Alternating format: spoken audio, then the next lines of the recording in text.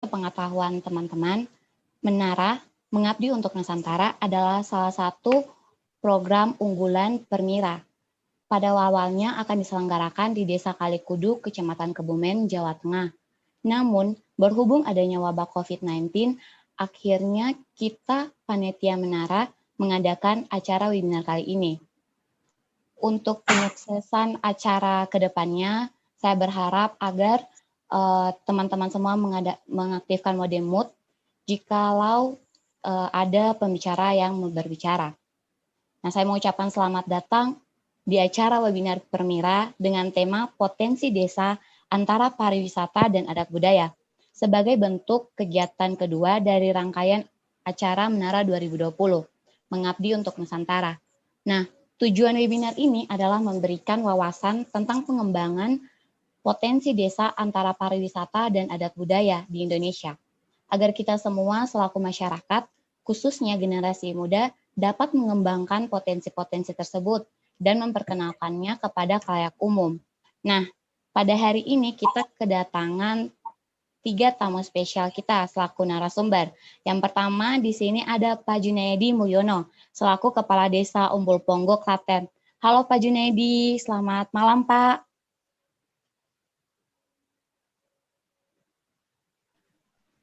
Selamat malam.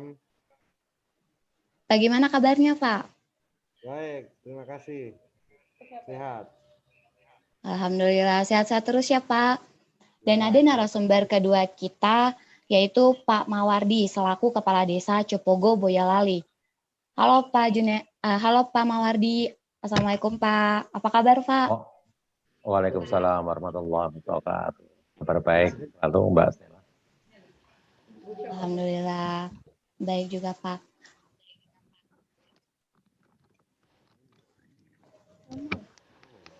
Dan ada narasumber kita yang satu lagi, Pak Yogi Sugandi, selaku pendamping Desa Wisata Selatan Rinjani.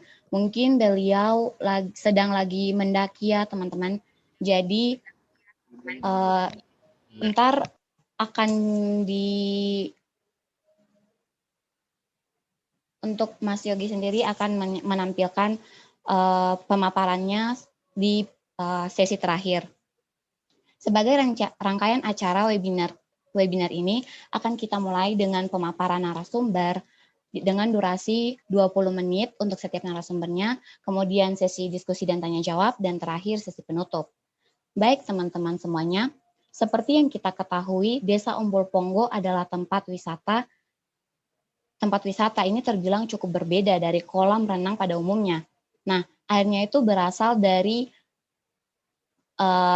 mata air, yang dasar kolamnya pun memiliki pasir, karang, hingga berbagai ikan. Meski dipenuhi ikan, air di Umbul Ponggo tidak amis karena airnya terus mengalir. Nah, di situ menarik para wisatawan yang datang ke kolam tersebut menemui beberapa foto menarik. Nah, apa sih rahasia dari Desa Umbul Ponggo? Rahasianya ada pada sang kepala desa, yaitu Pak Junaidi, yang menjabat sejak tahun 2006. Beliau berhasil menggandeng masyarakat untuk mengelola dan mengembangkan desa bersama, hingga sekarang ini bisa menjadi desa wisata yang terkenal di Indonesia. Oleh sebab itu, tanpa basa-basi lagi, kepada Pak Junaidi, waktu dan tempat, disilakan Pak.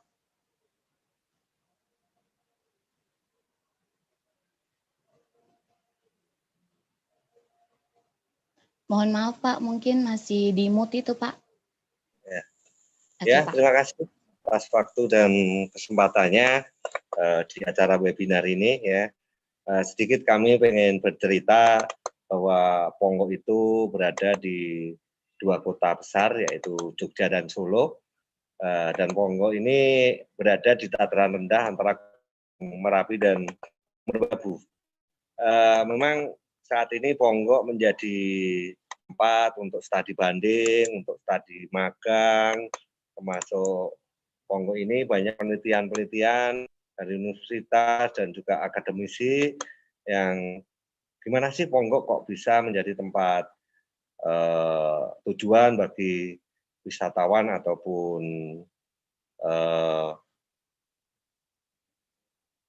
para pemangku kepala desa dan lain-lain ya. Ya. Nah, ini sedikit ponggok yang mana kami memulai membangun desa itu tidak lepas dari visi misi, mimpi dan tujuan dari desa. Apa sih mimpi tujuan desa? Dulu tahun 2007 kami memiliki visi misi yaitu pengen menjadikan desa Ponggok menjadi desa wisata yang mandiri, yang mampu mengolah potensi desa secara adil, berbudaya, maju, dan berdampak lingkungan. Mimpi dan tujuan desa Ponggok ini kami memulai membangun desa tidak lepas dari data yang kami miliki ya, khususnya di profil dan monografi desa. Apa sih masalah yang ada di Ponggok ini?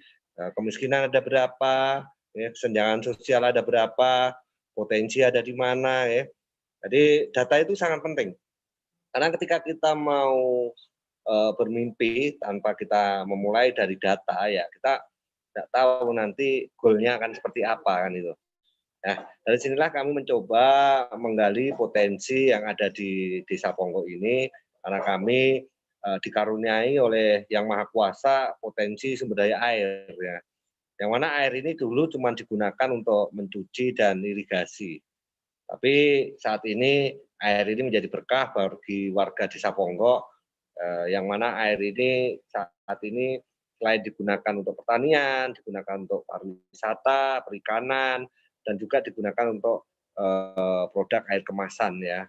Nah, dari potensi yang ada ini kami sesuai dengan visi misi desa menjadikan Ponggok menjadi desa wisata, yang memang dulu Ponggok ini bukan menjadi tempat tujuan wisata, tapi alhamdulillah saat ini orang berwisata ke Ponggok ini kurang lebih sekitar 20.000 sampai 30.000 orang sebelum masa pandemi. Tapi di masa pandemi ini semua berubah ya.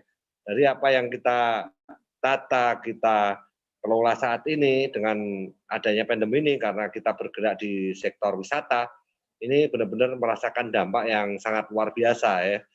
Yang mana kerugian kami 8 bulan penutupan tempat wisata kami ini hampir kurang lebih sekitar 16 sampai 20 miliar ya. Dan ini harus kami memulai dari awal karena dampak pandemi ini tidak cuma berdampak bagi pariwisata, tapi ekonomi ya, termasuk juga sosial masyarakat.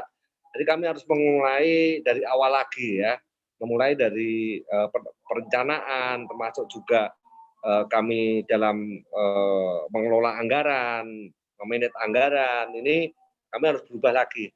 Maka sesuai dengan apa yang menjadi target desa atau visi misi desa yang tahun 2020 sampai 2025 ini, yaitu menjadi Ponggok Makmur Lestari, kami harus merubah konsep wisata yang dulunya kami mengelola mata air, tapi gimana potensi alam yang ada di Ponggok ini benar-benar kita optimalkan, benar-benar kita dorong untuk gimana kelestarian alam dan juga perbaikan lingkungan yang ada di Ponggok ini bisa berjalan dengan baik.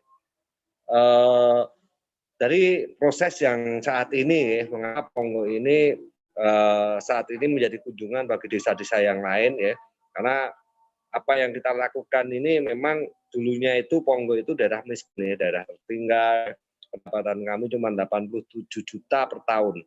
Tapi saat ini APBDes kami sudah mencapai hampir 5,2 miliar ya.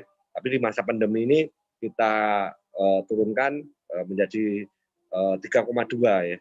Nah, ini proses ini sangat tidak gampang ya, melalui di mana kami memulai memetakan potensi yang ada di Ponggok ini, termasuk bahwa Ponggok ini selain kami memiliki pertanian, memiliki perikanan, kami juga mendorong Ponggok ini menjadi tempat wisata ya, yang ekowisata ya.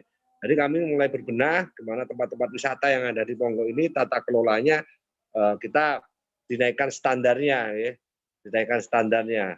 Dan kami juga di dalam pengelolaan wisata ini kami juga harus mendorong di dalam peningkatan sumber daya manusia yang ada di Ponggok ini, di mana keterlibatan warga sebagai community spot ya, ini bisa kita dorong ya, bisa kita dorong dan membuka akses ya.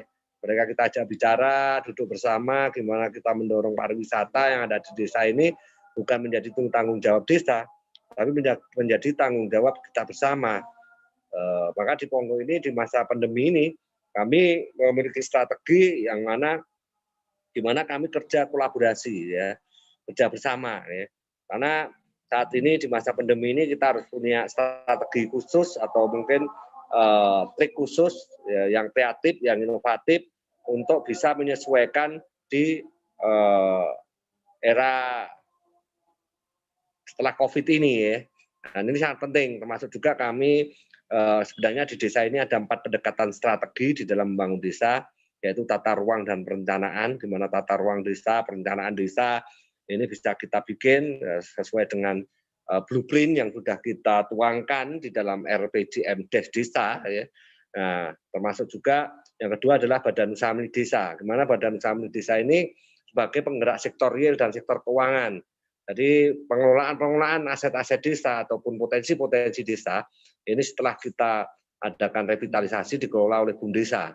Jadi di penggerak sektor real dan sektor keuangannya yang ini yang pendapatan BUMDesa kami di sebelum masa pandemi itu sebesar kurang lebih sekitar 16 miliar yang mana mereka mengelola di 11 unit usaha ya.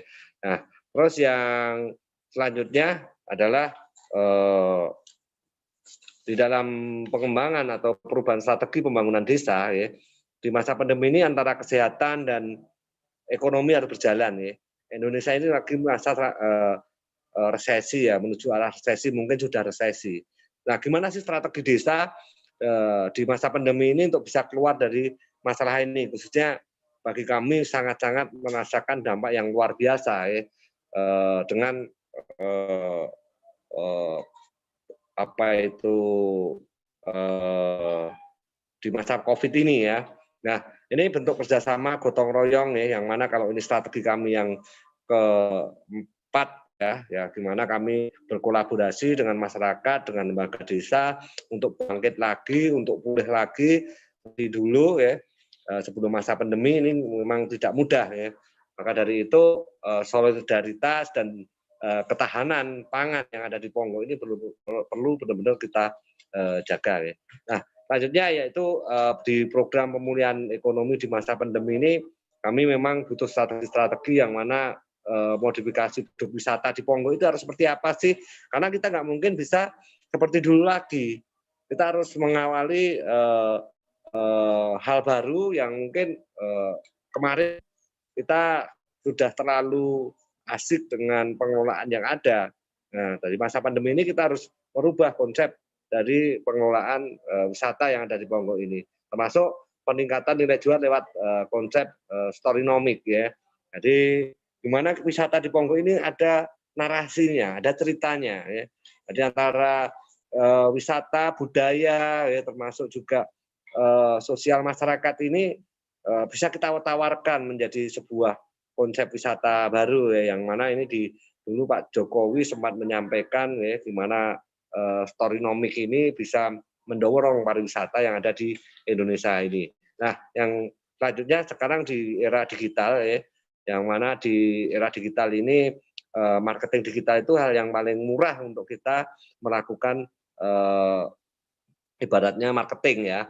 Nah, sistem ini mengembangkan dan pemasaran yang bisnis yang terintegrasi antara satu tempat wisata, karena di Pongo ini ada kurang lebih 6 tempat wisata yang sekarang bisa terintegrasi dengan satu dengan yang lain, termasuk pengelola wisata yang ada di Pongo ini bisa kita kolaborasikan ya, dengan potensi kerja kreatif yang mana kami membentuk dari anak-anak muda kami membentuk tim kreatif, yang mana tim kreatif ini selalu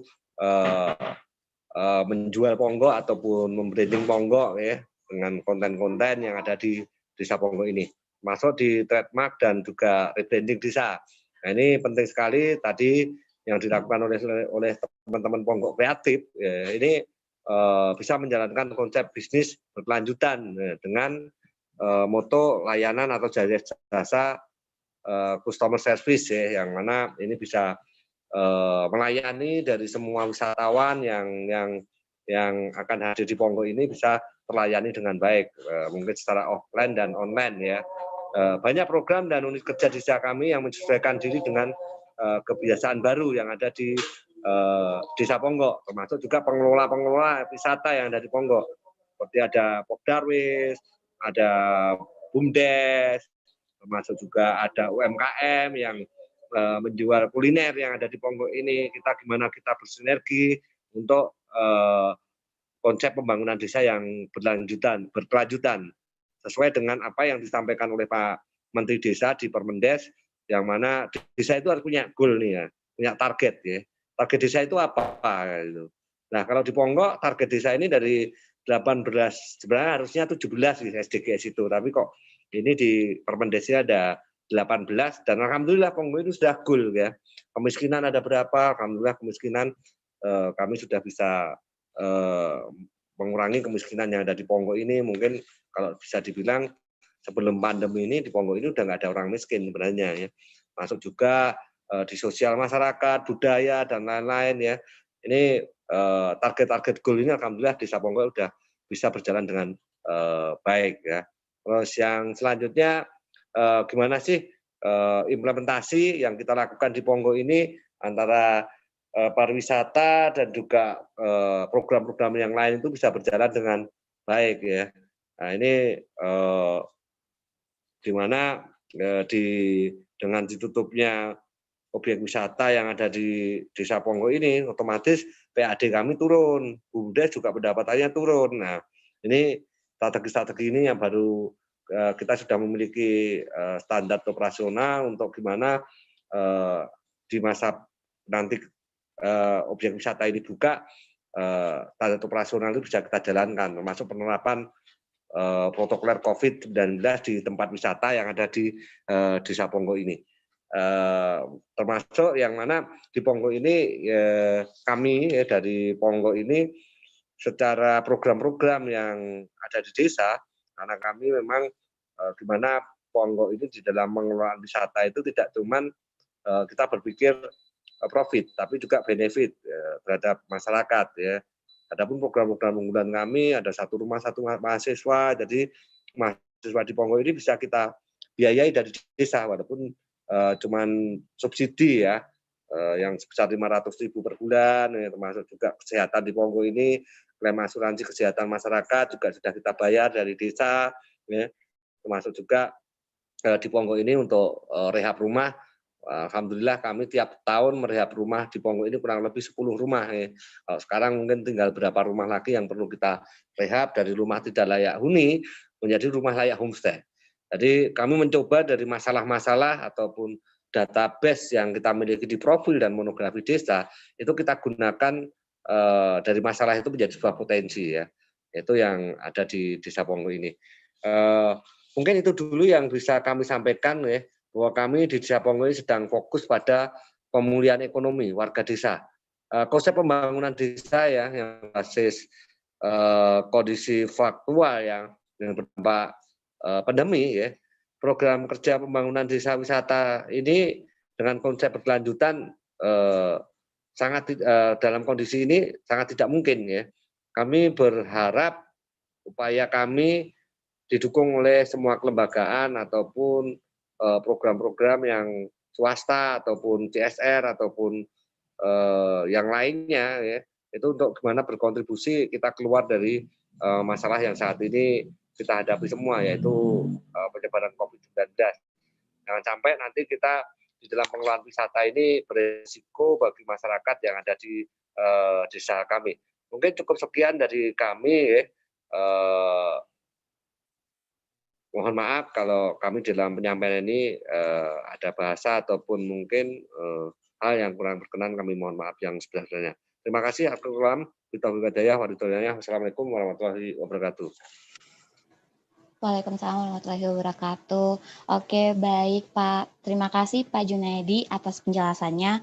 Mungkin informasi yang dapat saya tangkap di sini adalah bahwa perubahan strategi yang dalam pembangunan dampak pandemi COVID-19 di Desa Umbul Ponggok sendiri baik itu dari kesehatan dan keselamatan, kerjasama dan gotong royong, serta solidaritas dan ketahanan dari masyarakat itu sangat penting ya Pak.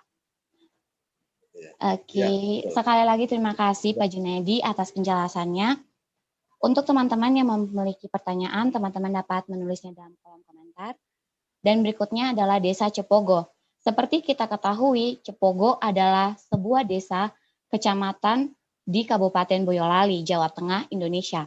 Di Desa Cepogo ini masih rutin mengadakan acara adat setiap tahunnya dan berhasil mengundang banyak wisatawan ke daerahnya. Salah satu contohnya ialah Festival Reog, sehingga menjadikan desa ini sebagai destinasi wisata utama bagi wisatawan yang tertarik melihat adat Boyolali. Nah, di balik kesuksesannya, acara adat tersebut tentu ada peran penting dari Bapak Mawardi selaku Kades Cepogo. Oleh karena itu, mari kita mendengar pemaparan tentang Desa Cepogo dari Pak Mawardi. Kepada Bapak Mawardi, waktu dan tempat disilakan Pak. Ya, terima kasih Mbak Dela. Sebelum kami memaparkan keadaan Desa Cepogo, mohon untuk bisa diputar video tentang Desa Cepogo dari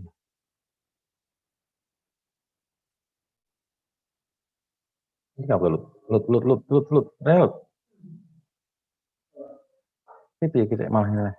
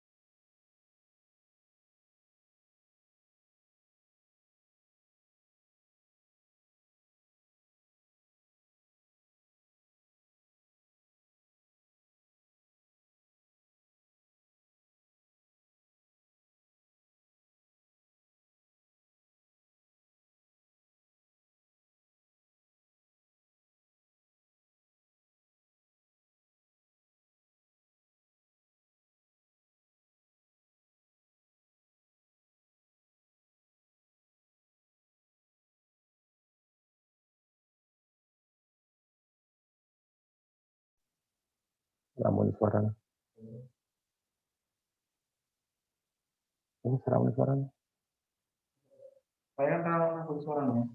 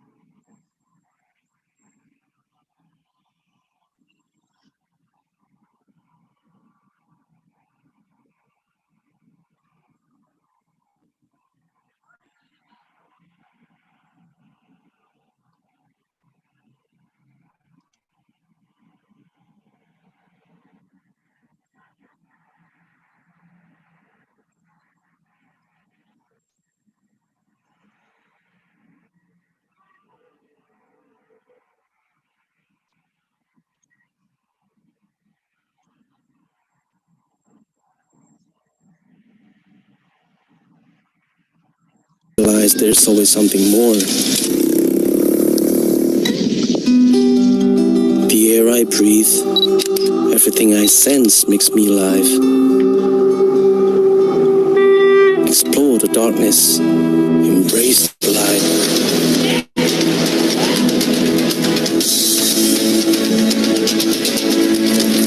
Follow the passion that always craves for adventure. While the mainstream here only means to be challenged and becomes one.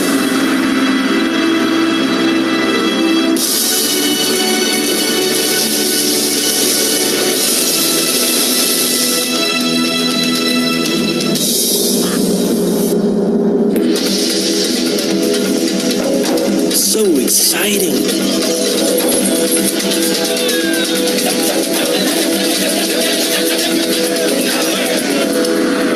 Live the wildlife.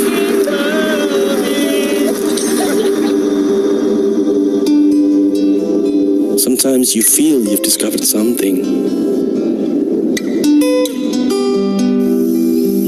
But then you realize it's the soul that tries to reach out beyond your mind. Losing and then finding yourself never been this good.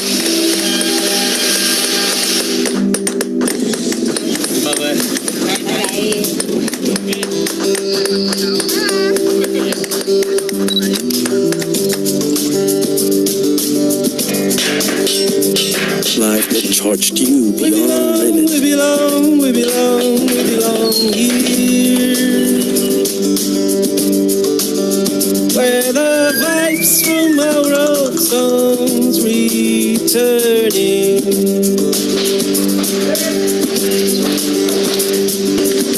To the voice of longing on here again. It's live, we don't have to push any button to send direct message. It's always amazing to understand the unique perspectives of the culture. Rain of reasons falling. The air, the breezes, the scenes becoming part of the nature. We belong to feed the wonder. Feed your imagination. And the memories yet to come. A mutual feeling. It's everything that heart can apply about. Will lead us back to you again. Songs of seasons calling. Some call this an adventure. We belong here. While it's a journey, you just can't stop revealing the beauty that lies within. The vibes from our old songs returning. Feeling. Where the vibes from our old songs returning. Wonderful.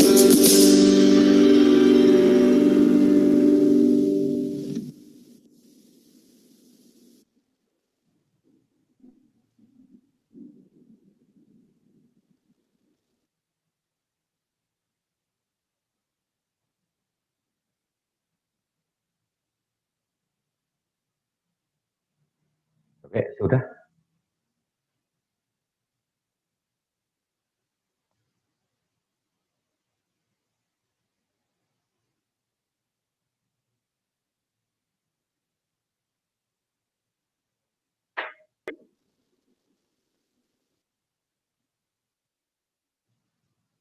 Ya.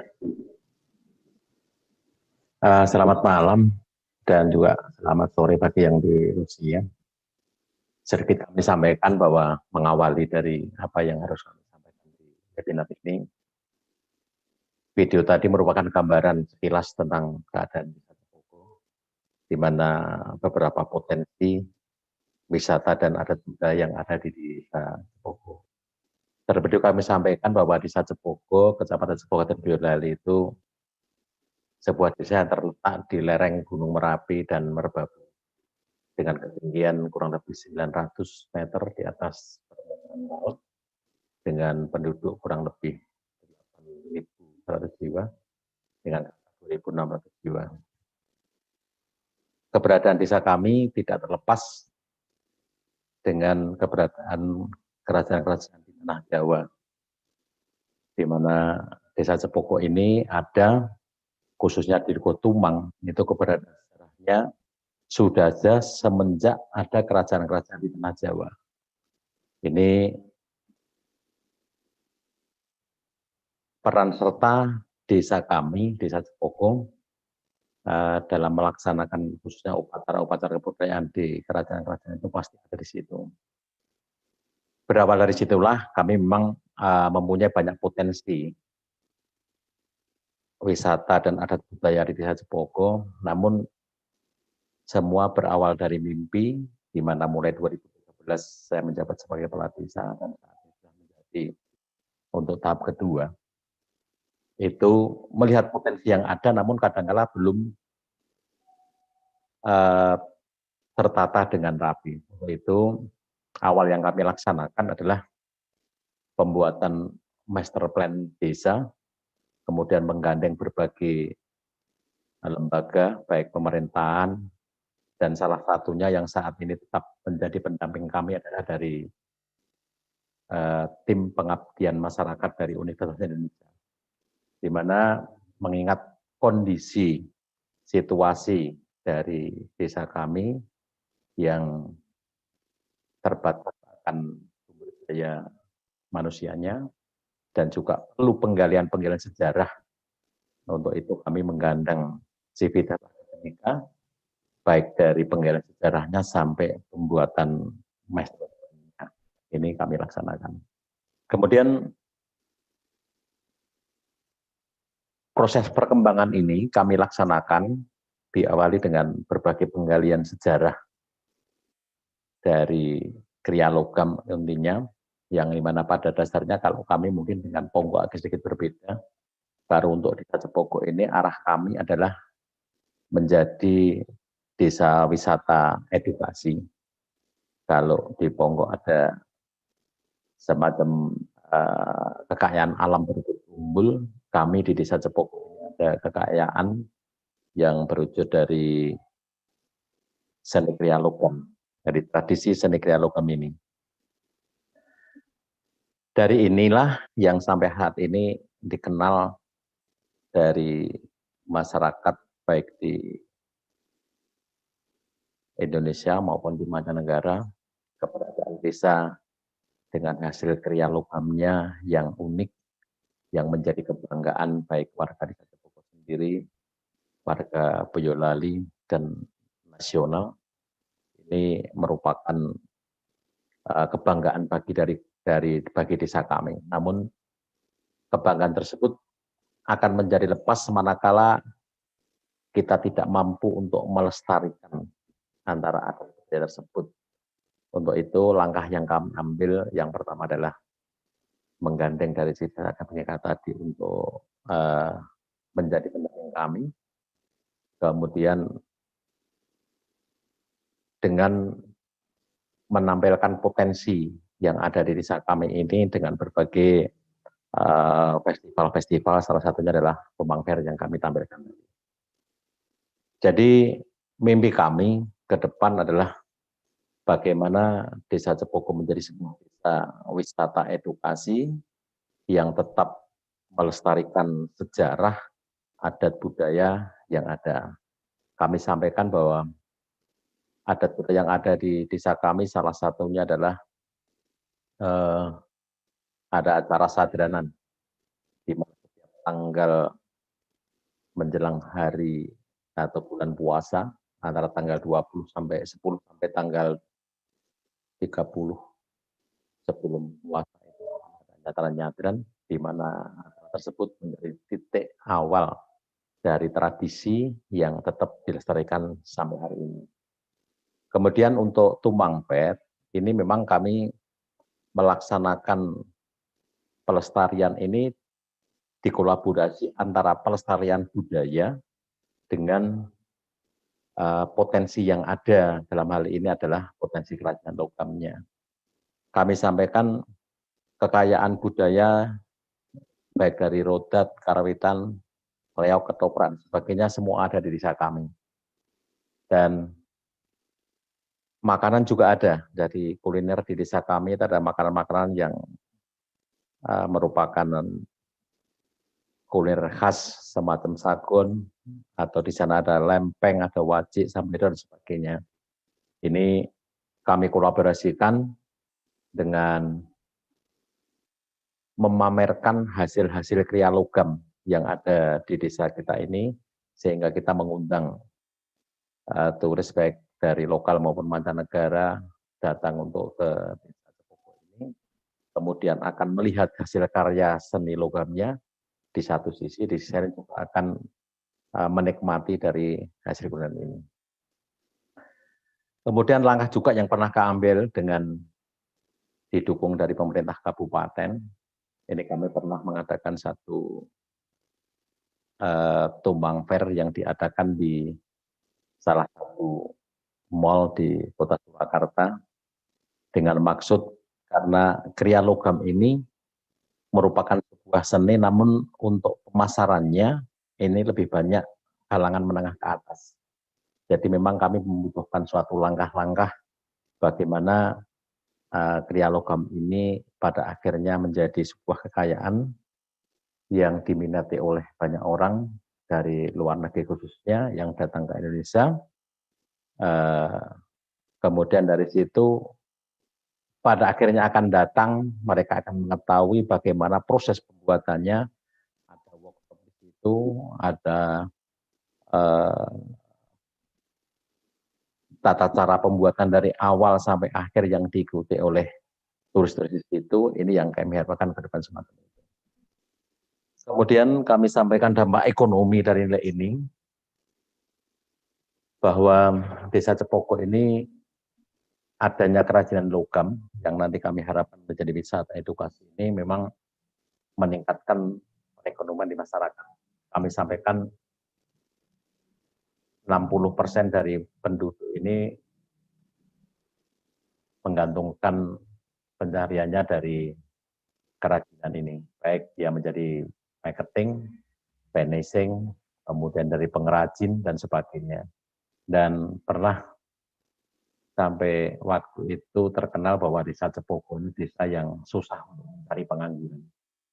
Tapi kalau setelah pandemi ini memang dampaknya luar biasa, karena 40% lebih pemasarannya adalah ke luar negeri, sehingga kami memang mengalami kesulitan untuk mencari pemasaran itu. Kemudian langkah yang kami ambil sampai hari ini, karena memang keterbatasan sebuah anggaran di desa, saya kira semua desa sama bahwa alokasi anggaran di sebuah desa itu bergantung pada dana desa, alokasi dana desa maupun pendapatan adik desa. Di mana kalau kami menggantungkan hanya dari 3 hal tersebut memang sangat kurang. Jadi mimpi kami tentunya tanpa ada bantuan dari semua pihak tampaknya akan menjadi sebuah hal yang mustahil, sehingga kebutuhan anggaran setelah kami tata sedemikian rupa dengan pihak-pihak terkait, khususnya dari pendamping universitas ini, kemudian sudah dibuat master plan, namun dalam kenyataan sebuah penganggaran ini sangat kesulitan. Untuk itu memang kami berharap ada semacam partisipasi dukungan yang lebih besar terkait hal tersebut, baik dari kementerian, dari dinas terkait maupun CSR. Hal yang sudah kami lakukan di sini sebagai bentuk untuk melestarikan dan memproteksi kaitannya dengan tradisi seni kriya logam ini. Saat ini kami sudah mendaftarkan tradisi seni kriya logam ini sebagai warisan budaya non benda ke Kementerian Pendidikan dan Kebudayaan. Semoga nanti tahun depan sudah disetujui, sehingga ada semacam proteksi dari pemerintah terkait dengan keberadaan di seni kriya logam di desa kami. Jadi perlu kami sampaikan memang terkait dengan perubahan yang terjadi sebelum dan ketika pandemi maupun sekarang ada sedikit berbeda.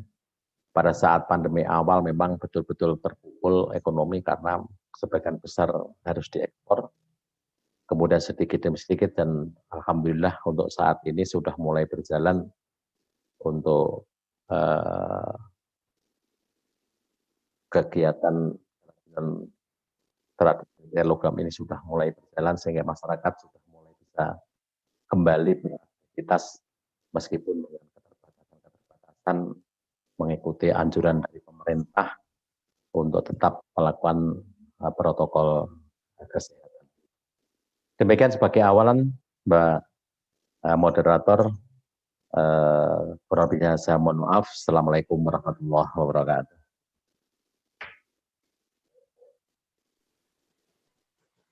Oke, baik. Terima kasih Pak Mawardi atas penjelasannya. Mungkin informasi yang dapat kami tangkap di sini adalah sebagai strategi penanganan dari Desa Cepogo sendiri, baik itu dalam ekonomi masyarakat, kesadaran menjaga lingkungan, dan kesehatan bersama meningkat juga. Dan juga untuk strategi sendiri itu ada Jago Tonggo melawan ambulans, pengelokasian anggaran desa untuk penanganan COVID-19, beserta kerjasama antara institusi pemerintah dinas, puskesmas, dan lain-lain. Oke Pak, terima kasih sekali lagi Pak Mawardi atas pemaparannya.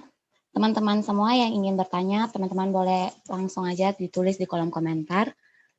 Dan untuk para audiens sekalian juga ingin untuk memutar kembali video dari Desa Cepogo. Mungkin dari Desa Cepogo, setelah itu ada juga video dari Desa Ponggo. Untuk yang pertama video dari Desa Cepogo akan diputar ulang lagi ya, karena tadi ada kesalahan teknis sehingga suaranya kurang jelas.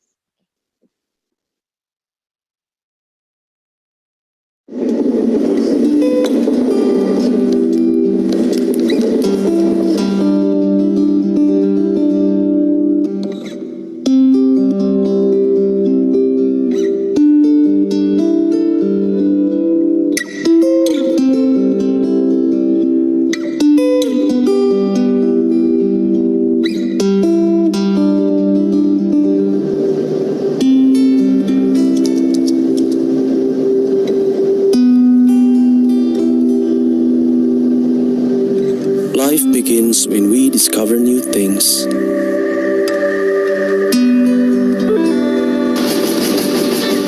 This journey is simply endless.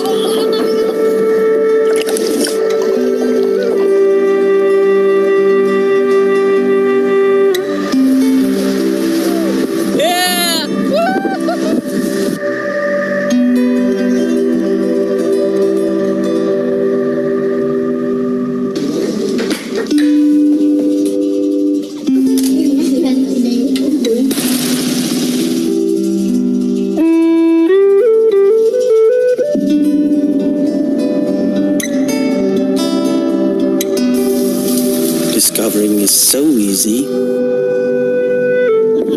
Makes you realize there's always something more.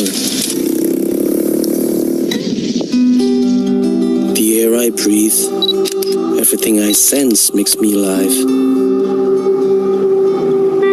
Explore the darkness, embrace the light.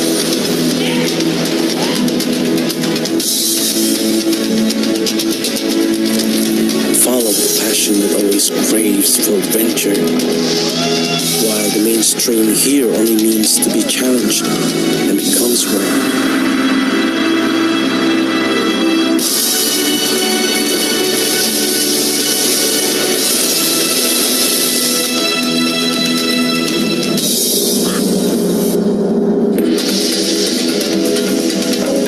So exciting!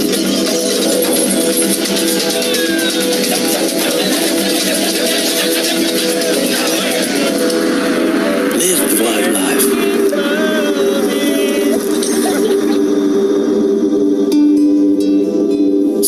because you feel you've discovered something. But then you realize it's the soul that tries to reach out beyond your mind. Losing and then finding yourself never been this good.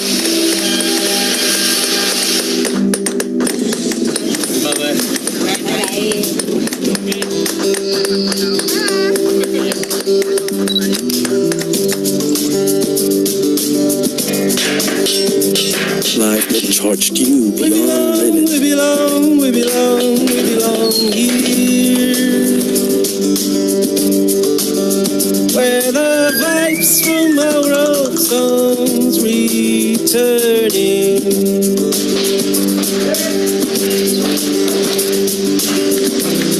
To the voice of the longing, Lord, we're here again.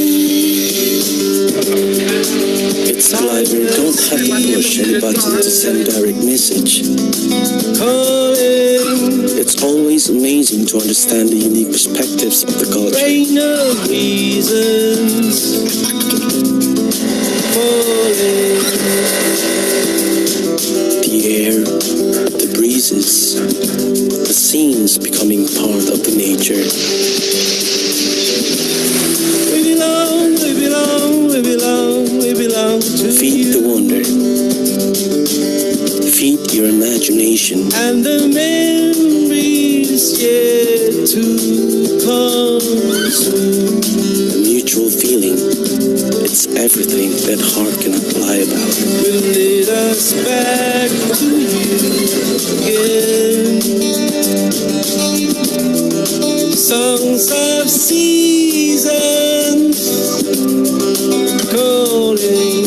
Some call this an adventure. We belong here. While it's a journey, you just can't stop revealing the beauty that lies The within. vibes from our old songs returning. Feeling Where the is vibes believing. from our old songs returning. Wonderful.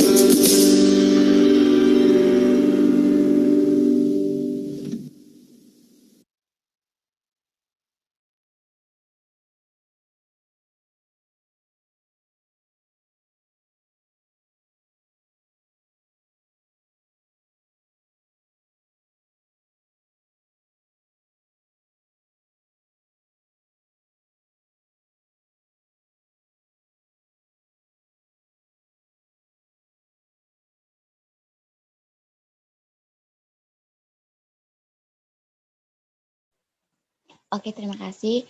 Sekian video dari Desa Cepogo, dan berikutnya akan ada video dari Desa Ponggo.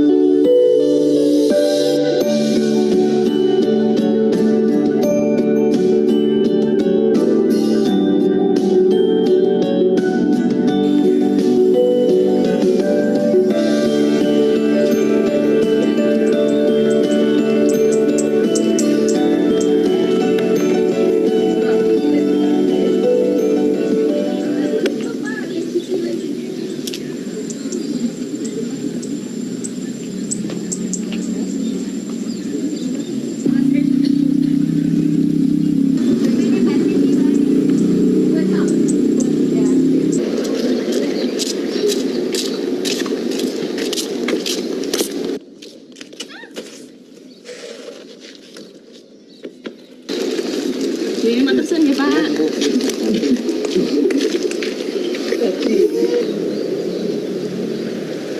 Selamat pagi Ibu. Malam Pak. Malam Pak. Ya. Selamat ya Bu ya. Iya Pak. Jangan bicara.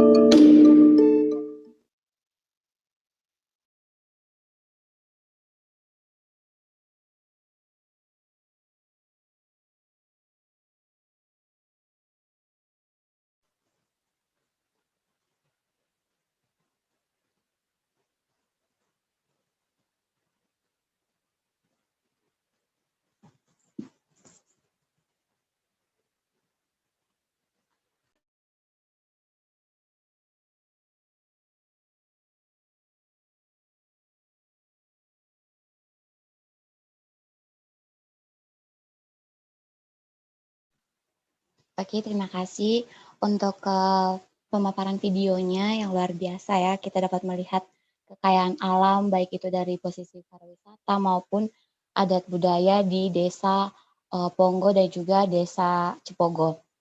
Untuk sepengetahuan teman-teman, dari desa Sembalun atau Mas Yogi sedang berhalangan, sehingga beliau tidak sempat mengikuti webinar hari ini.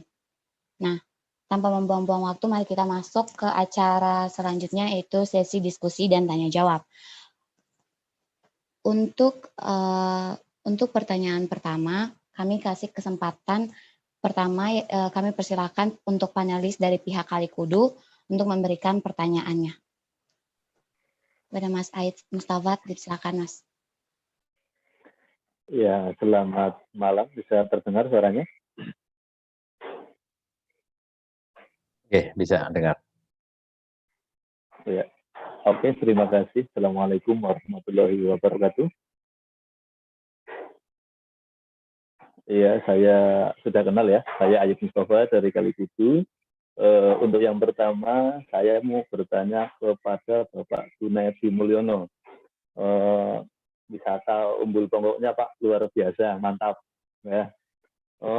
Di sini saya mau bertanya, untuk wisata Bapak itu kan basicnya sumber daya alam. Untuk sumber daya alam itu sendiri, dari tips Bapak mempertahankannya itu seperti apa? Apa ya? Di situ selain ramah lingkungan, itu tindakan yang real terhadap lingkungan itu apa? Sementara itu dulu. Ya. Oke, baik, makasih Mas Aid untuk pertanyaannya. Mungkin kepada kepada Bapak Junaidi dipersilakan untuk menjawabnya, Pak. Ya. Ya.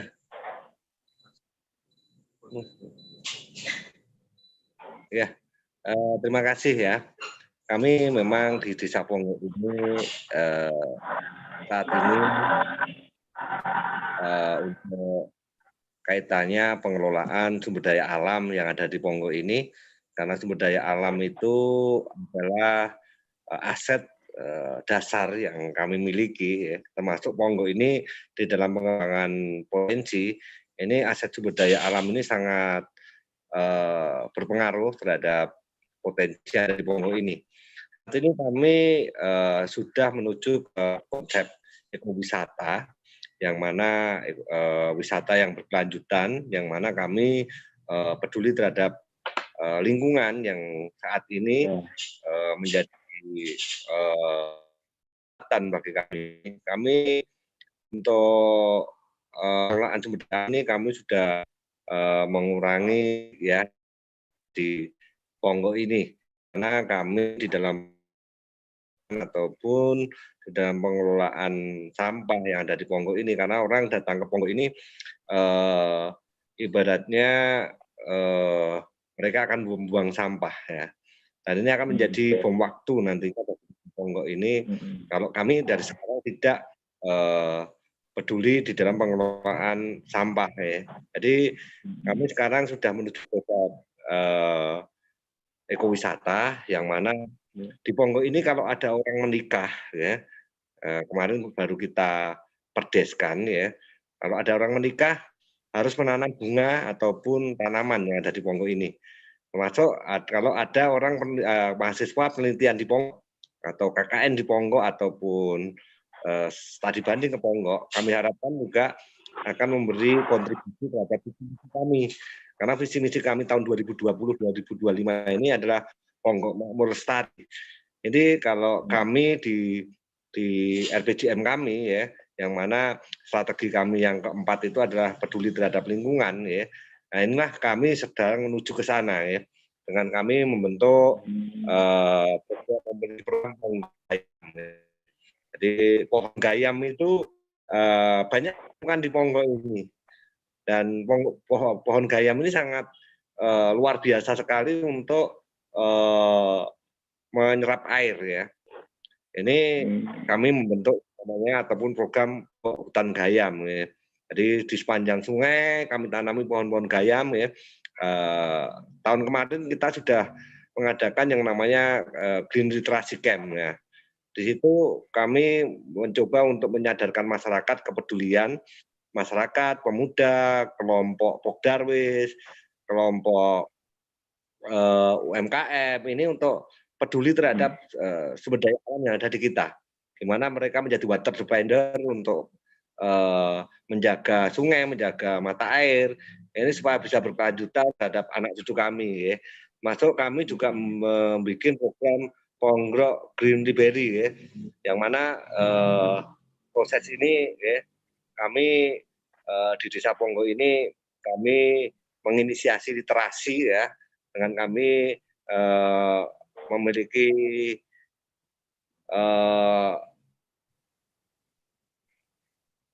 tim Pongkre atau tim kreatif yang ada di Ponggok ini bisa mendorong kami untuk bisa peduli terhadap pembangunan lingkungan yang ada di Ponggok ini. Termasuk kami punya bekerjasama dengan Pusur Institut, yang mana di Ponggok ini tangkapan air kami ada di Merapi dan Merbabu, termasuk juga di Selo, Cepogo, ya. Itu adalah tangkapan air kami ya. Jadi gimana kami peduli terhadap tangkapan air yang ada di Gunung Merapi dan Gunung Merbabu, termasuk kami juga bekerja sama dengan teman-teman yang ada di lereng untuk bekerja sama untuk menjaga lingkungan yang ada di sana. Kami juga ada sumur pantau yang ada di Ponggok ini ya. Jadi sumur kaca yang mana kandungan air yang ada di bawah bumi kami ini selalu kami pantau. Di musim kemarau seperti apa, penurunannya seperti apa. Jadi kami bisa memantau kondisi air yang ada di Ponggok ini. Kalau kondisi air ini ada berubah atau mungkin ada polusi, nah ini perlu kita hati-hati, berarti di tangkapan air kita ada masalah nih kan itu. Nah ini yang perlu nantinya kita sama berkelanjutan dengan teman-teman yang ada di Merapi dan Merbabu untuk gimana kami air ini tetap terjaga. Kami kerjasama dengan teman-teman yang mungkin dengan desa di Cepogo atau daerah-daerah lain ya. Ini kami mencoba untuk sudah berpikir dari hulu sampai hilir. Jadi kita itu ada di tengah nih Ponggok ini. Tangkapan airnya di Gunung Merapi nih, gitu kan. Nah, nanti hilirnya di laut nih. Nah, ini kita ini di tengah ini harus sebagai pemanfaat ya. Ini harus bisa juga peduli terhadap keberlanjutan air yang ada di Ponggok ini kan itu. Mungkin itu sedikit yang bisa kami sampaikan ya. Ya, terima kasih Pak. Sangat kumpulan. Oke, untuk Bapak Mawardi ya, ini saya tertarik dengan aneka ragam kesenian ya Pak, yang begitu kompleks dan komplit ya. Di sini saya penasaran itu, dari desa Sepogo itu cara mempertahankan seni itu di acara Adranan yang tadi ya, di lain acara itu ada tips khusus nggak gitu kan supaya seni itu tetap eksis gitu di masyarakat? Ya, terima kasih Mas Ayat Mustafa ya. Begini, Ya, Pak.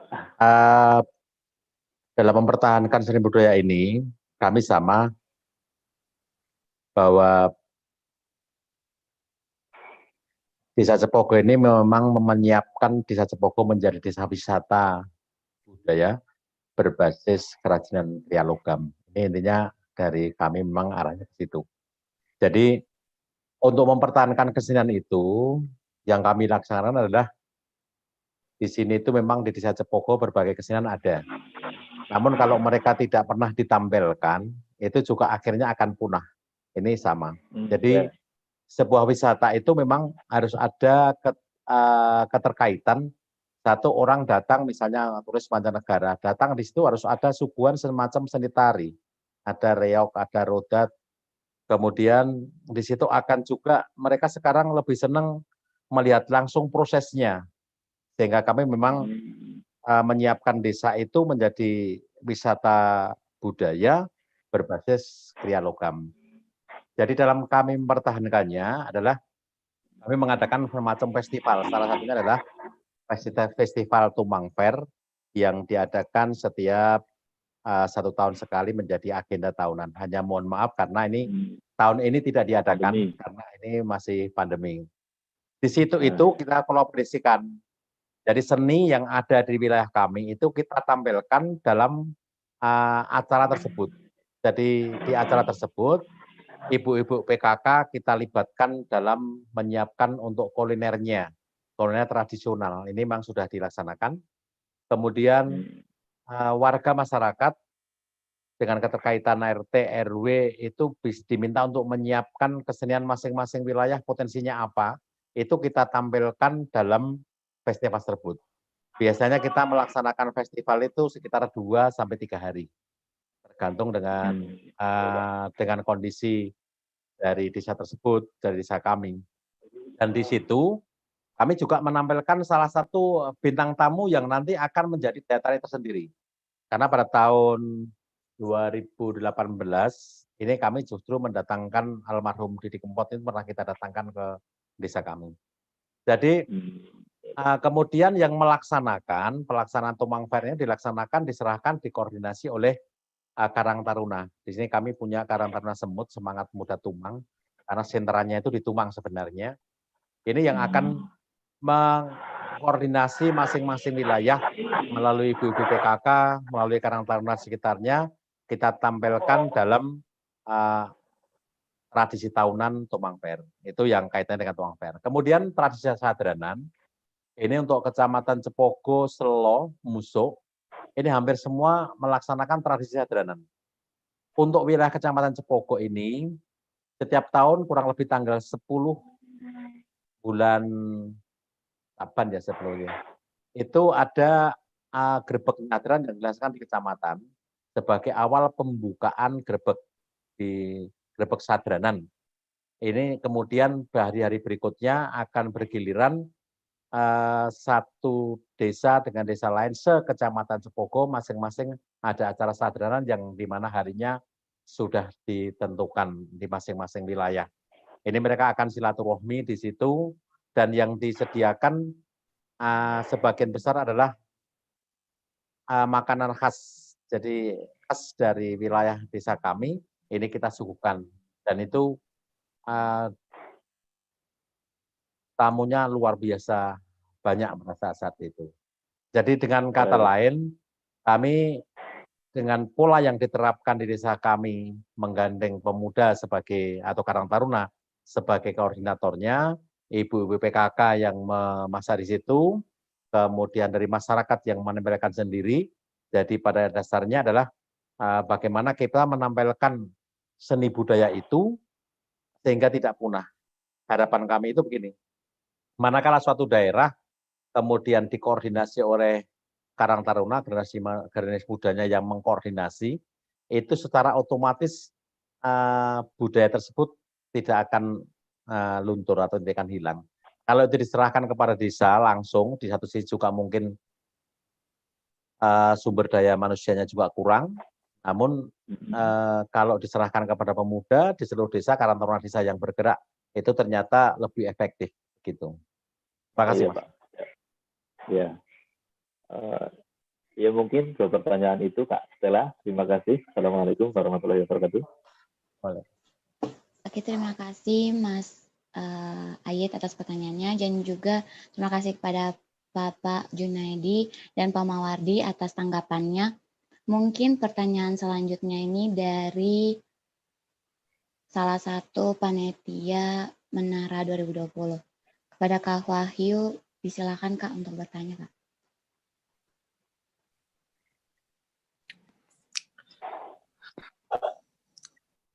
Oke. Assalamualaikum sekali lagi. Terima kasih buat Pak Mawardi atas pemaparannya tadi, dan juga Bapak Junaidi Mulyono. Tadi betul-betul bagus sekali pemaparannya. Banyak sekali ilmu yang saya dapatkan, dan saya terkesan sekali dengan desa dari kedua belah pihak. Saya ingin bertanya buat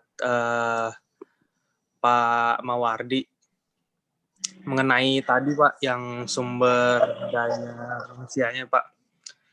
Yang jadi kan zaman sekarang ini kan zaman globalisasi nih Pak ya. Anak-anak muda itu kan mungkin udah kayak gayanya itu udah ke barat-baratan Pak. Dan pastilah ada sebagian dari mereka yang udah tidak peduli atau mungkin menganggap budaya luar itu lebih keren ketimbang budaya desa sendiri gitu. Dan mungkin kayak mereka tuh seperti berpikir kayak lebih kelihatan bagus atau kelihatan keren gitu kalau misalnya budayanya kayak ke barat-baratan, atau mungkin punya rasa tidak peduli sama sekali sama budaya dari desanya sendiri gitu. Nah itu menurut Pak Mawardi sendiri sebagai kepala desa dan juga mungkin kita bisa sebut sebagai orang tua, apa yang mungkin solusi dari masalah tersebut Pak? Terima kasih, itu dulu Pak. Ya, terima kasih Mas Wahyu ya. Ini Makassar ya, Sulawesi Selatan. Ya, kami sampaikan begini. Jadi untuk menggugah generasi muda ini, tadi kami sampaikan dari awal bahwa master plan atau tujuan desa kami itu memang menjadi desa wisata budaya berbasis kerajinan karya logam. Kami kembali ke pokok sejarah dari awal, bagaimana masyarakat generasi muda diingatkan akan sejarah masa lalu. Keberadaan kriya logam, seni kriya logam di Desa Cepoko ini tidak terlepas dengan keberadaan sejarah masa lalu. Jadi mereka kita ingatkan bagaimana kalau mereka jangan sampai meninggalkan sejarah, jangan sampai lupa akan sebuah sejarah, bahwa keberadaan masyarakat sekarang yang mempunyai mata pencaharian rata-rata sebagai pengrajin atau yang menggantungkan hidup dari kerajinan logam ini, kita kembalikan, kita berikan pengertian terkait dengan sejarah masa lalu. Kalau sejarah masa lalu semuanya pasti akan diawali dengan sebuah masuknya budaya ke desa itu, kemudian diseimbangkan dengan kerajinan. Kalau di desa kami dengan kerajinan itu dimasukkan kepada masyarakat, dan itu kita berikan pengertian kepada masyarakat sekarang, bahwa budaya yang adilugung, kalau di Jawa semacam itu, yang sudah kelihatan baiknya, itu diberikan pengertian kepada masyarakat. Jadi memang perlu ada sebuah pengertian bagi generasi muda, agar mereka mengetahui sejarah awal desa dari Desa Cepoko sendiri, bahwa Desa Cepoko merupakan desa yang awalnya dari keraton dan tidak terlepas dari perkembangan kerajaan di Jawa pada khususnya, itu merupakan sebuah kebanggaan sendiri. Kalau masyarakat generasi muda kemudian merasa bangga akan sejarah awalnya, mereka tidak akan meninggalkan sejarahnya, tidak akan meninggalkan budayanya. Jadi budaya-budaya yang asli ada di tempat kami itu memang masih ada, karena memang memberikan pengertian kepada masyarakat kami, diberikan pemberian pembekalan kepada masyarakat, khususnya generasi muda, agar mereka juga menghargai. Ternyata manakala kita memberikan pengertian kepada mereka tentang terkait budaya itu, meskipun dengan berbagai penyesuaian, itu akhirnya bisa berjalan. Contohnya begini, tradisi nyadran itu dulu awalnya adalah mereka biasa kondangan di makam, kemudian makam dimakan, setelah membersihkan makam, kemudian mereka akan ada kondangan di situ, makan-makan di situ. Tapi sesuai dengan perkembangan zaman sekarang, untuk wilayah Desa Cepoko khususnya di Tumang ini memang tradisi nyadran sudah beralih dari tadinya merupakan tradisi membersihkan makam, kemudian makam di makam, kemudian main ke rumah, sekarang sudah terbalik. Jadi biasanya orang sudah mengutamakan kaitannya dengan silaturahmi antar warga, antar sanak saudara yang jauh, yang mungkin selama ini sudah jarang ketemu. Seperti ketahui bahwa biasanya kalau orang sudah mulai banyak kesibukan, belum tentu warga masyarakat sekitar itu dalam 1 tahun bertemu, kecuali ada hajatan-hajatan tertentu. Namun dengan ada pola tradisi nyadran yang kita lestarikan sampai hari ini, mereka sudah mengerti bahwa pada tanggal sekian, kalau di Jawa namanya bulan Ruah, itu antara tanggal 10 sampai sekitar tanggal 22 kalau di desa kami, itu mereka sudah punya jadwal untuk saling mengunjungi.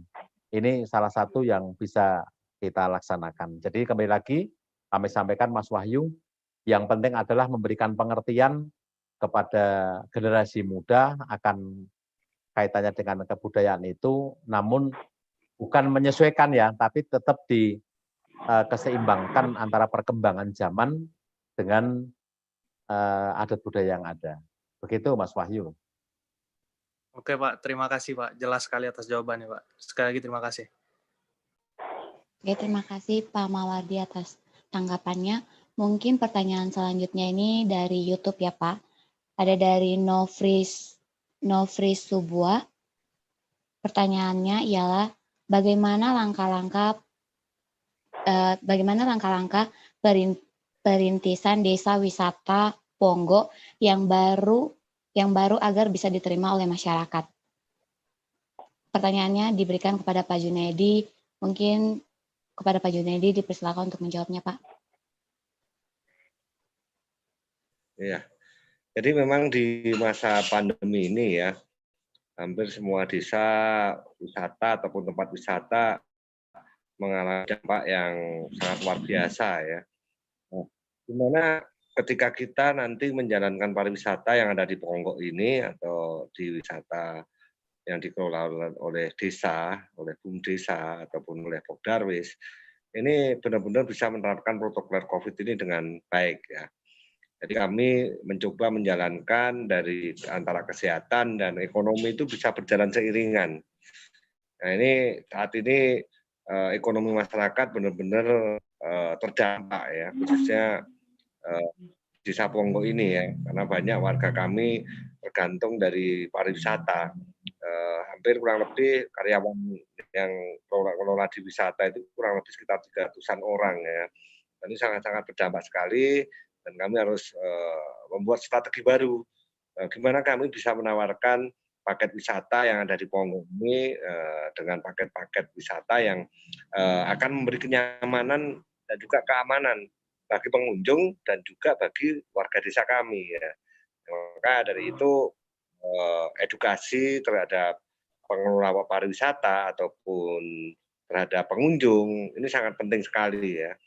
Nah, ini yang nanti akan kita lakukan di Ponggok ini sebagai strategi kami, termasuk sistem, termasuk juga booking tiket, harus booking tiket dulu ketika berwisata ke Pongo, termasuk juga ada paket-paket wisata, tidak cuma wisata air saja, tapi kami juga menjual wisata kuliner yang ada di Desa Pongo ini.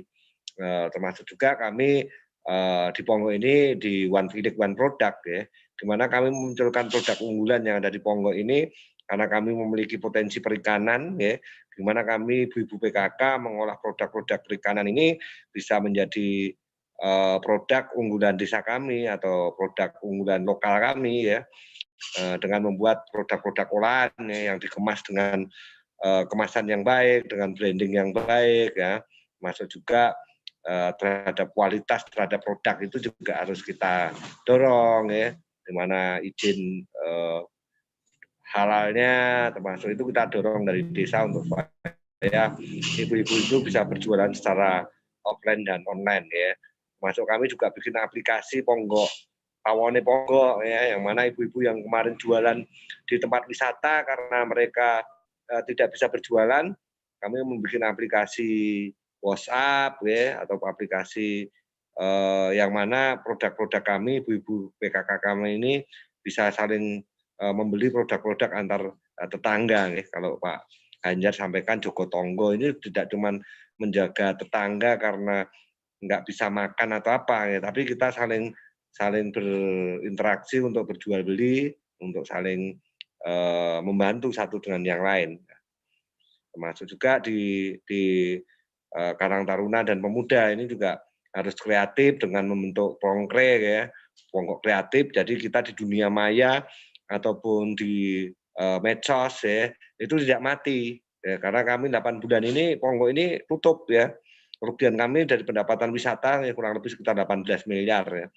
Belum lagi dari pendapatan rata-rata penduduk yang juga perputaran uang di Pongo ini di pariwisata cukup besar ya. Tamu-tamu kami aja yang dari luar daerah ya, dari luar Jawa ataupun seluruh Indonesia ini nggak mati per hari itu 500 sampai 750 orang ya yang belajar ke Pongo ya. Kerjanya gimana sih memetakan desa, merencanakan desa, termasuk gimana sih kita harus mulai membangun desa, membangun bumdesa, masuk juga pertanian yang terpadu itu seperti apa, perikanan yang intensif itu harus seperti apa ya. Ini harus ini memang menjadi andalan kami ya, untuk gimana membuat perencanaan dan plan desa untuk supaya goal itu bisa kita capai sesuai dengan saat ini yang dikampanyekan dari Kementerian Desa ya, katanya SDGs Desa ya, pembangunan yang berkelanjutan ini semua bisa dilihat di Pongo saat ini ya. Dan alhamdulillah target-target SDGs itu bisa kita lakukan ya. Mungkin kalau kemandirian desa dan lain-lain sudah bisa kita lakukan. Terima kasih. Mungkin ada lain ya. Oke, terima kasih Pak Junaedi. Mungkin untuk penambahan jawabannya itu bisa dilihat di YouTube ya. Untuk pertanyaan berikutnya, kami mempersilahkan salah satu panitia juga, panitia Menara 2020, Kak Rara, untuk memberikan pertanyaannya. Pada Kak Rara, disilakan Kak untuk bertanya, Kak. Oke, terima kasih atas kesempatannya. Menarik sekali mendengar penjelasan dari Bapak Junaedi Mulyono dan Bapak Mawardi dari desa-desa yang kami anggap unggulan dalam mengembangkan desanya. Saya ingin Pogo ini kan memiliki kriya logam sebagai potensi utama yang dapat dikembangkan dan diperkenalkan kepada wisatawan, kepada orang luar desa Cepogo, dan bagaimana kriya logam itu sebagai seni kerajinan atau keterampilan yang dibuat gitu bisa digabungkan menjadi sebuah pementasan di Tumang Festival itu sendiri yang tadi seperti disebutkan Bapak Mawardi. Maksudnya apa yang ditampilkan di situ, karena kan kriya logam ini berarti kita membuat sesuatu dari logam gitu, bukan untuk pertunjukan seperti seni tari atau sebagainya. Itu bagaimana Pak? Mohon penjelasannya. Terima kasih. Iya. Oke, terima Gini. kasih Kak. Atas Langsung, Mbak, pertanyaannya. biar aja. Ya. Oke, boleh Pak. Perlu kami sampaikan. Jadi memang Desa Cepogo ini punya satu produk unggulan yang merupakan juga bisa dikatakan sebagai budaya dan seni adalah tradisi seni kriya logam ini. Jadi dalam pengembangannya kami ceritakan dari awal, sebenarnya awal mula kerajinan logam ini awal mulanya adalah pada saat zaman masih keraton, ini Desa Cepogo khususnya Tumang ya, Dukuh Tumang karena pusatnya dari Tumang ini sering ikut serta dalam acara-acara budaya di keraton. Jadi misalnya acara pernikahan di keraton ini pembuatan bokor dan alat-alat yang sampai siraman dan sebagainya itu dulu dari keraton. Kemudian dalam perkembangannya itu menjadi produk-produk peralatan rumah tangga. Jadi awalnya peralatan rumah tangga yang terbuat dari tembaga, ada prosesnya dari bekas-bekas kabel atau kawat-kawat yang berbahan baku tembaga itu dicor, kemudian ditempa, kemudian menjadi kerajinan yang sifatnya pada waktu itu adalah baru bersifat untuk peralatan rumah tangga seperti dandang, ceret, kuali, dan sebagainya.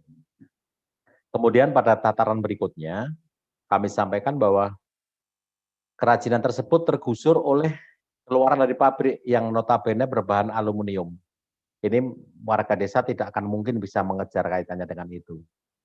Kemudian atas inisiatif dari warga setempat, juga dari instansi terkait, ini dikembangkan menjadi kerajinan yang sifatnya adalah semacam relief, semacam kaligrafi, dan sebagainya.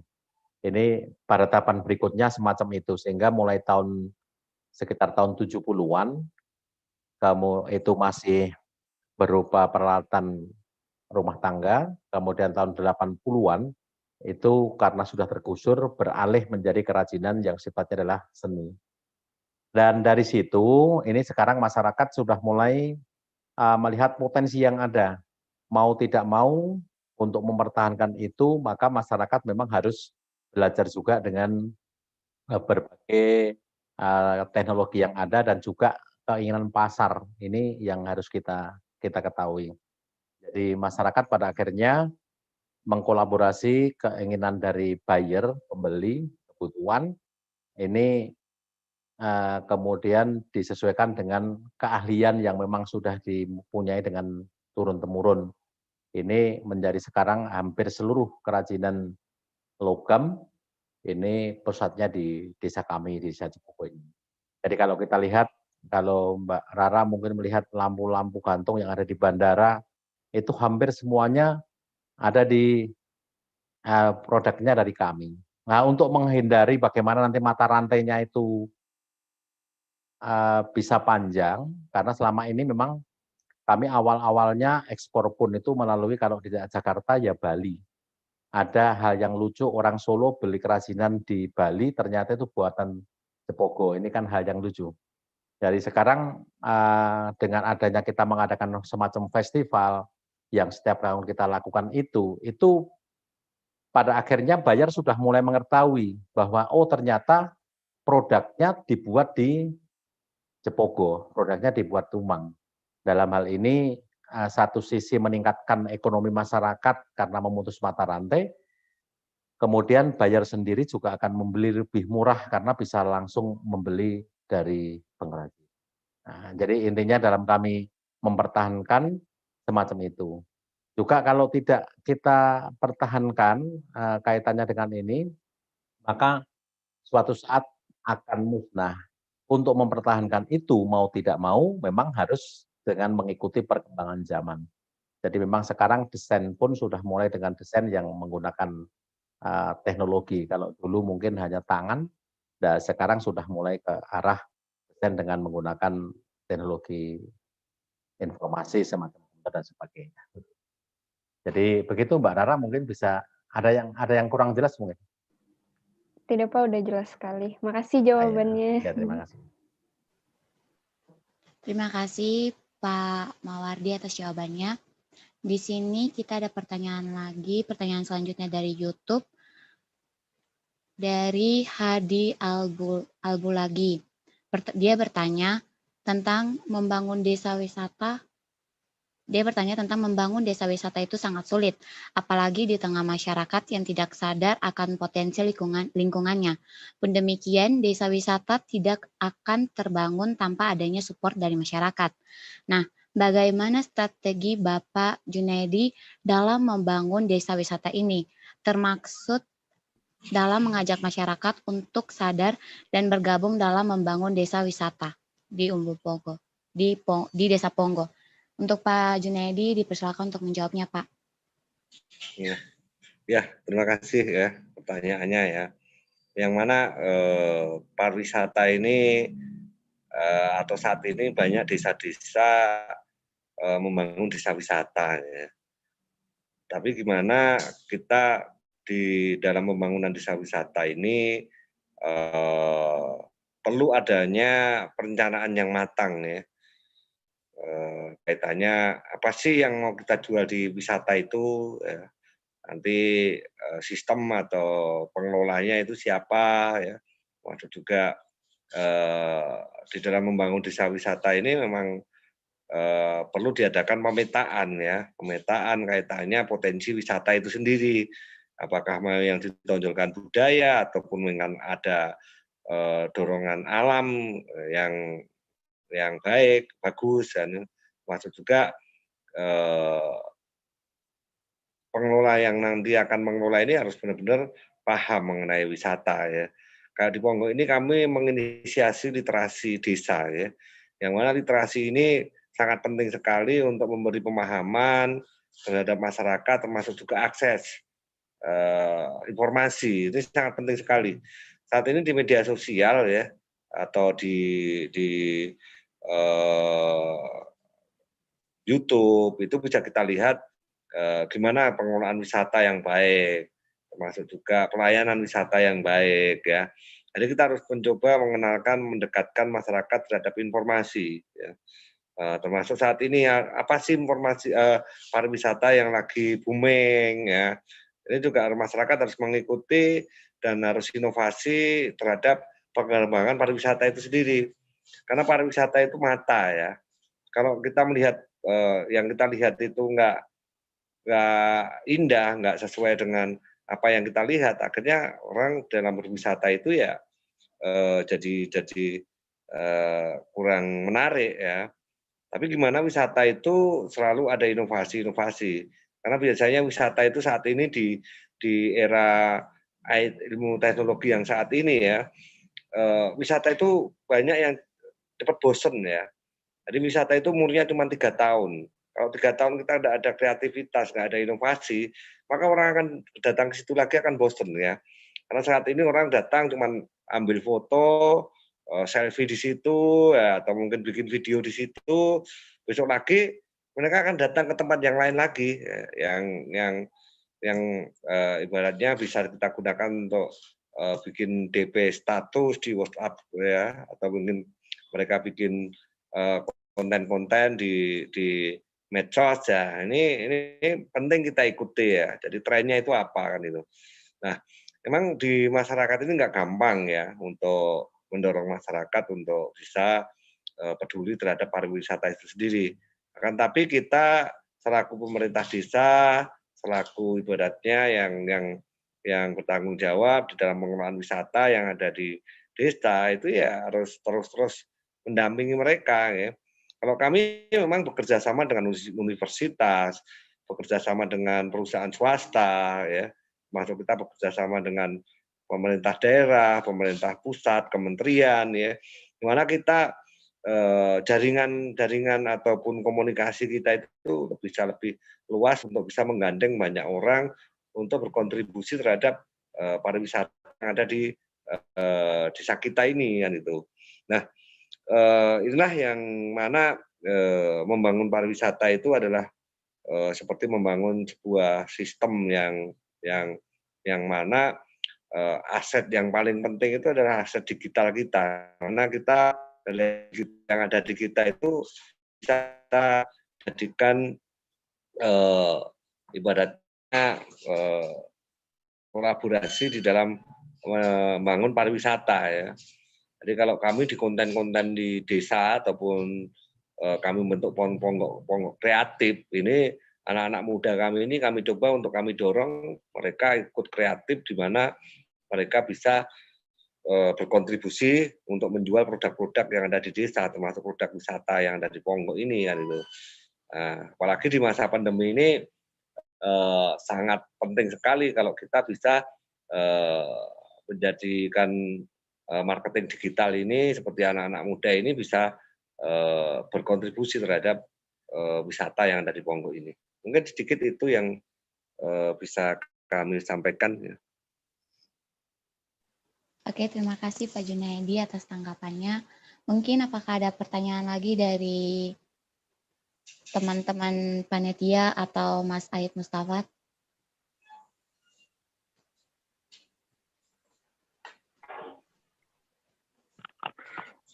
Oke, terima kasih. Jadi saya mau tanya ini ya, ini di Kali Kudu sendiri memang belum ada tempat wisata. Bahkan untuk wisata biasa itu nggak ada, apalagi untuk yang unggulan. Namun saat ini Kali Kudu itu sedang berusaha mengembangkan sawo dari khas dari Kali Kudu ya.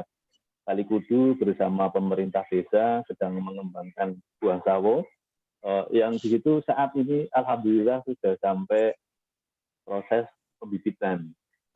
Ini saya mau minta pendapat atau masukan dari para narasumber. Itu kalau wisata buah itu ada tips nggak untuk mengembangkannya itu? Mungkin itu, Pak.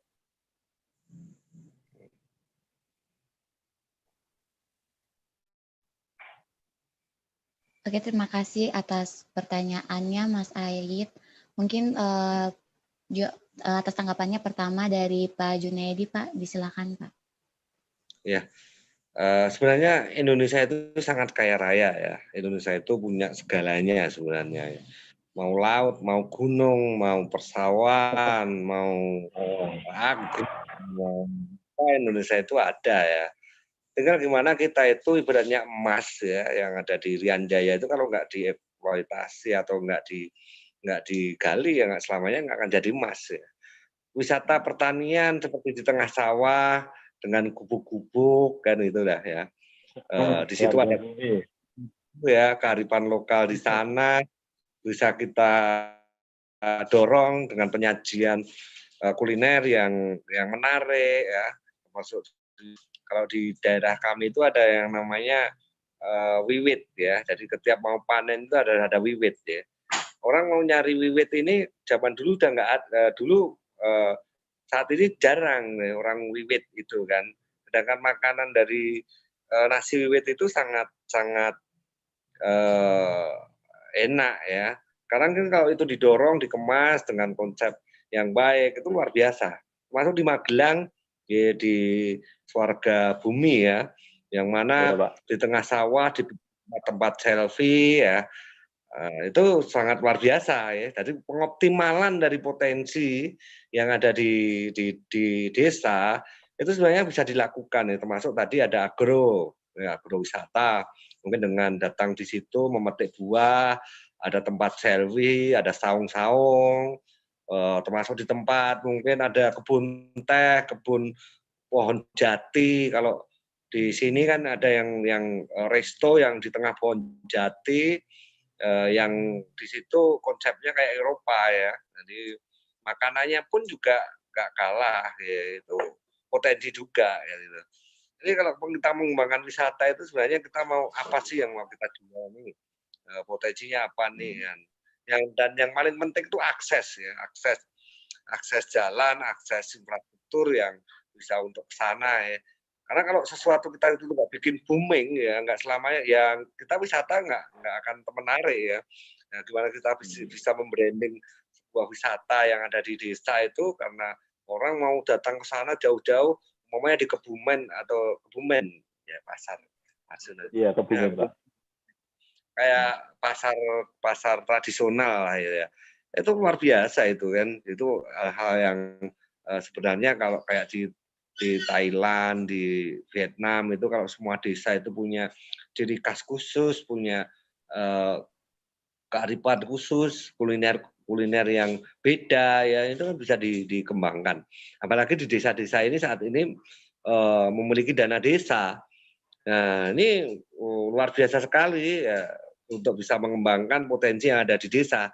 Jadi yang dibangun itu tidak cuma infrastruktur, tapi juga apa yang dibutuhkan oleh desa, mungkin budayanya didorong, wisatanya didorong, pertanian yang corporate farm-nya yang didorong, perikanannya yang didorong, tergantung apa potensi yang ada di sana ya.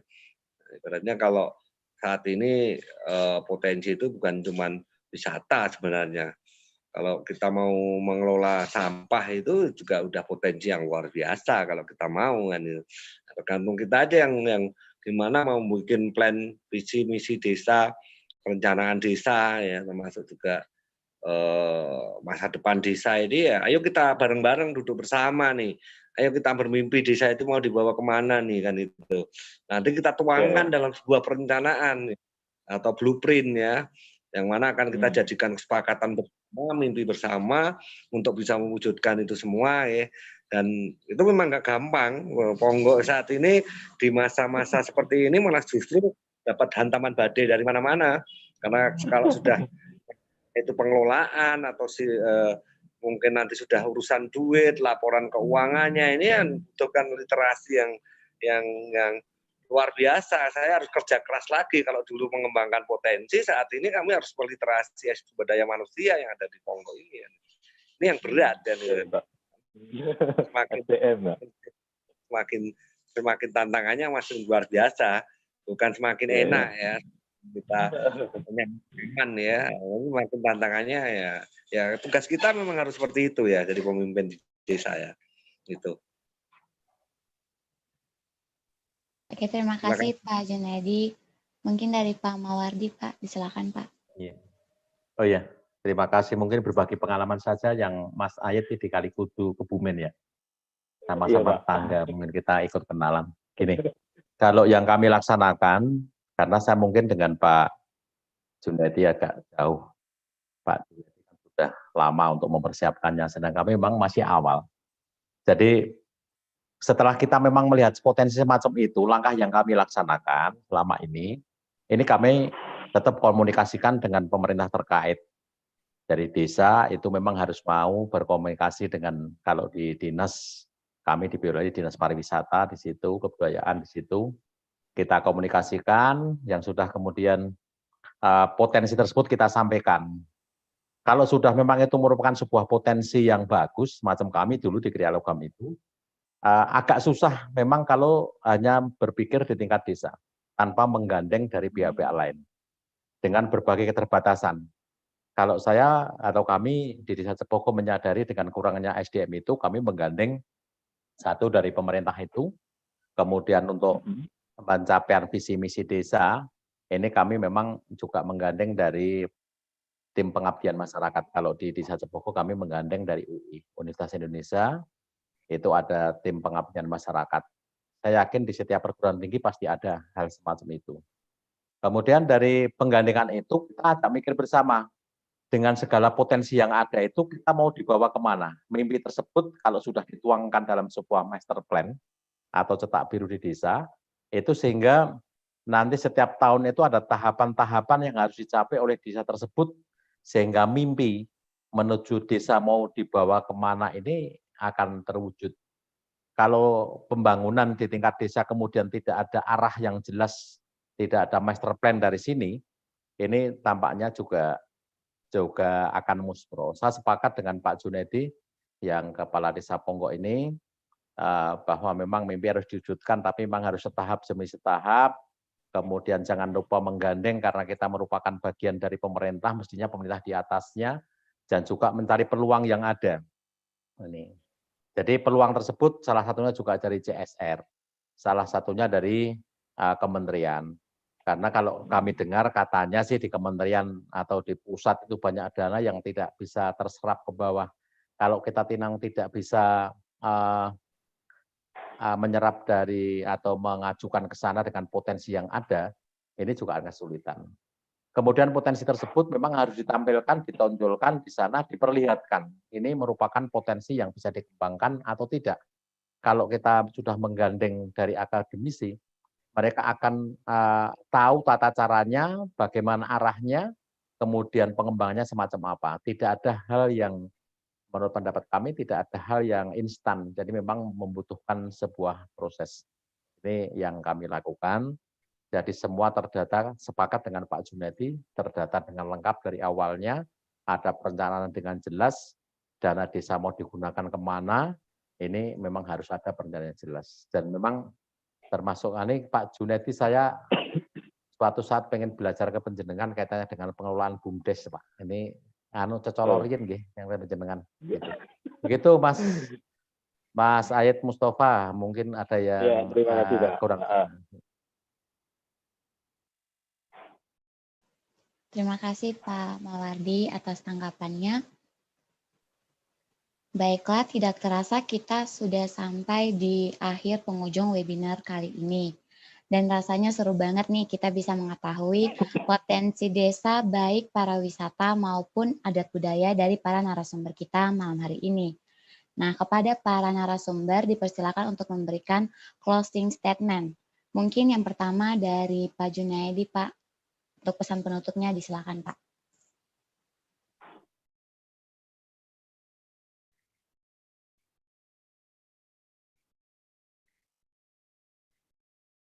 Mohon maaf, Pak, masih di mute, Pak.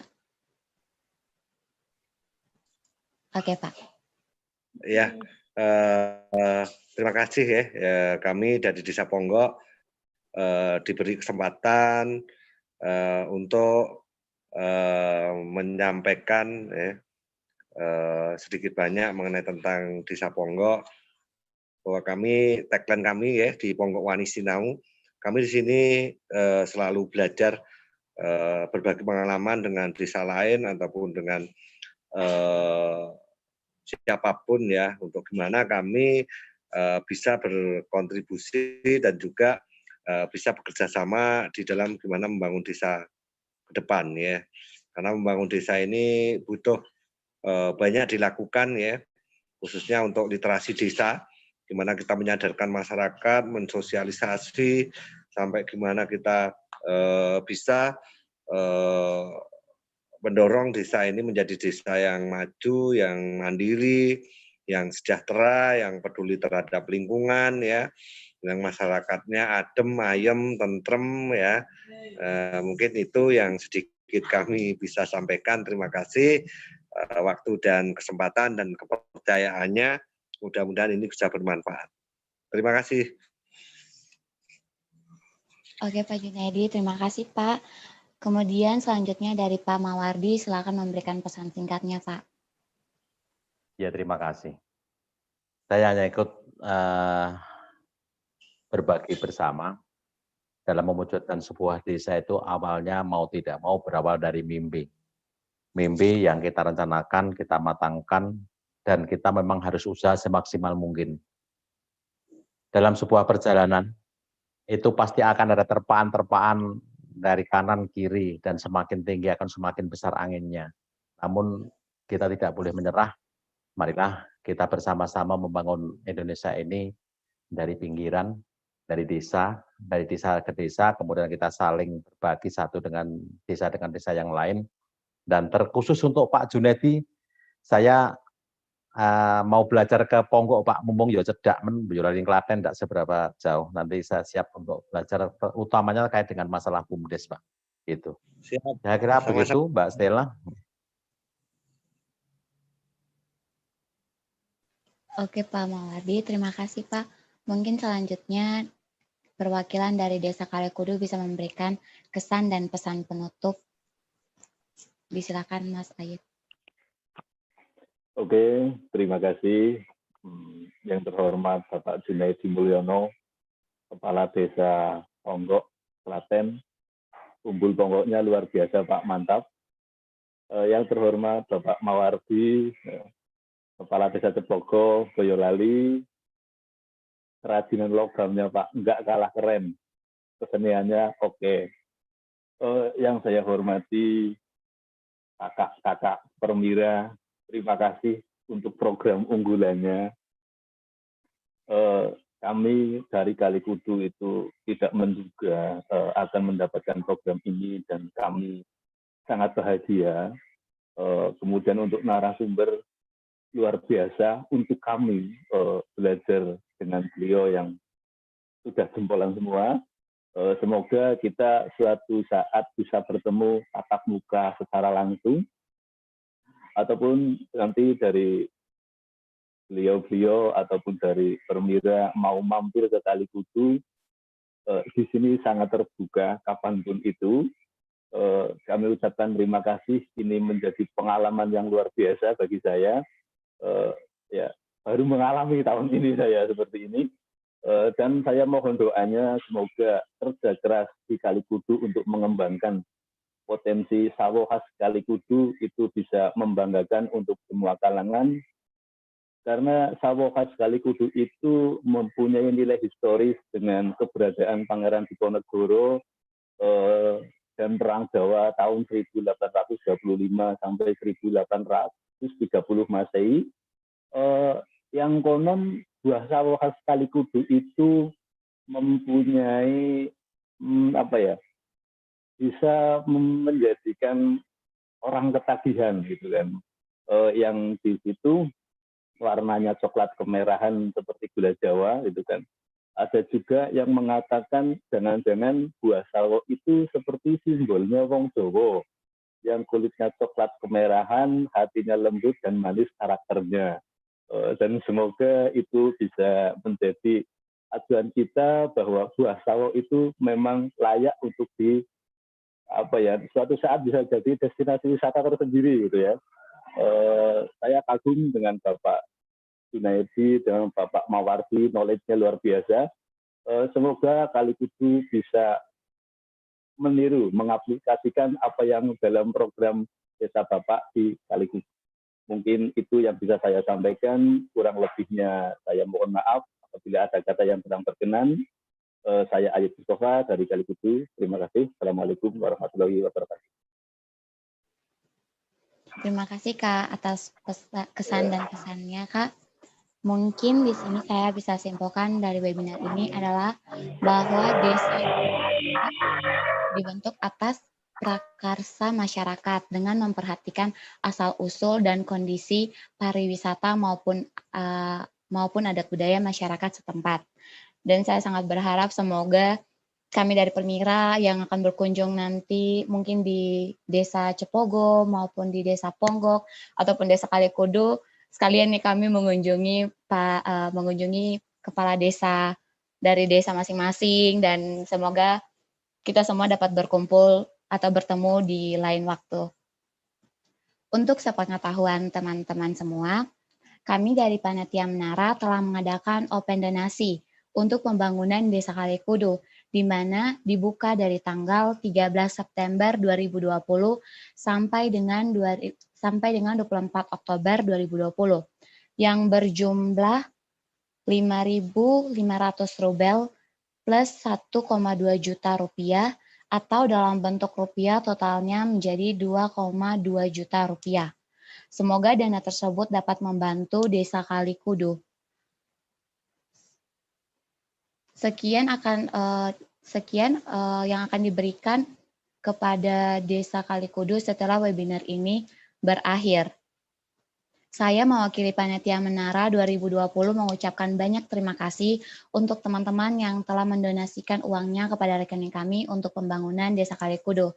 Lalu saya mengucapkan terima kasih sebesar-besarnya kepada para narasumber atas waktu dan juga ilmu yang dibagikan, luar biasa sekali ya. Kemudian saya juga berterima kasih kepada para audiens di rumah yang di malam ini menyempatkan waktunya untuk menyaksikan Zoom webinar ini. Saya mewakili Panitia Menara mengucapkan terima kasih sebesar-besarnya juga kepada Desa Kalikudu karena telah berkolaborasi dengan kami Permira. Kemudian terima kasih juga kepada seluruh Panitia Menara yang begitu hebat dan telah berusaha sebaik mungkin untuk menyukseskan acara Menara 2020. Sebelum kita mengakhiri acara ini, marilah kita foto bersama. Semuanya dipersilakan untuk mengaktifkan kameranya.